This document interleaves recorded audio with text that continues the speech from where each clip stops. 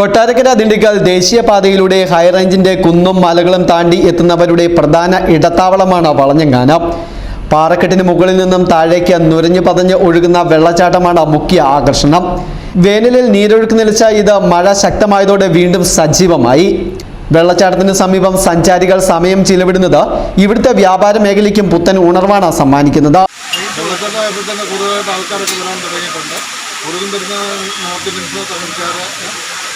ബാംഗ്ലൂർ സൈഡിൽ നിന്നൊക്കെ ആളുകൾ കൂടുതൽ വരുന്നുണ്ട്. അപ്പോൾ അതുകൊണ്ട് അവർക്ക് കച്ചവടം നല്ല കച്ചവടമുണ്ട്. ഇപ്പോൾ വേനൽക്കാലത്ത് നമ്മൾ കച്ചവടം കുറവായിരുന്നു. വെള്ളച്ചാട്ടോട് കൂടുതൽ ആൾക്കാർ വന്ന് ഫോട്ടോ എടുക്കാനൊക്കെ ആയിട്ട് ഉദാഹരണമുണ്ട്. ചൂട് ചായ, ചൂട് പലഹാരങ്ങൾ, മരം കോച്ചുന്ന തണുപ്പ്, ഒപ്പം കോടമഞ്ഞും. ഇതോടൊപ്പം വെള്ളച്ചാട്ട ആസ്വാദനവും. ഇതാണ് സഞ്ചാരികളെ ഇവിടേക്ക് ആകർഷിക്കുന്നത്.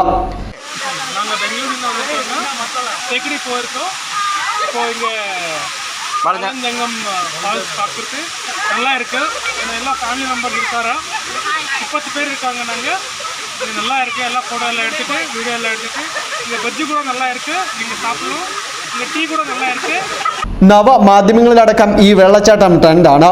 ടൂറിസം മന്ത്രി മുഹമ്മദ് റിയാസ് തന്റെ സോഷ്യൽ മീഡിയയിൽ വെള്ളച്ചാട്ടത്തിന്റെ മനോഹര ദൃശ്യങ്ങൾ പങ്കുവച്ചിരുന്നു. നല്ല മഴയായിരുന്നു. പിന്നെ കഞ്ഞിടയ്ക്ക് വന്നപ്പോൾ വെള്ളച്ചാട്ടമൊന്നും ഇല്ലായിരുന്നു, വെള്ളമില്ലായിരുന്നു, എല്ലാം വരണ്ട് കിടക്കുമായിരുന്നു.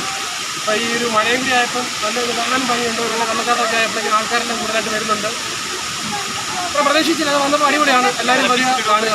മേഖലയിൽ അടിസ്ഥാന സൗകര്യങ്ങൾ ഒരുക്കി വെള്ളച്ചാട്ടം വർഷം മുഴുവൻ നിലനിർത്തുവാൻ പീരുമേട് പഞ്ചായത്ത് പദ്ധതി ആവിഷ്കരിച്ചെങ്കിലും നടപടികൾ വൈകുകയാണ്.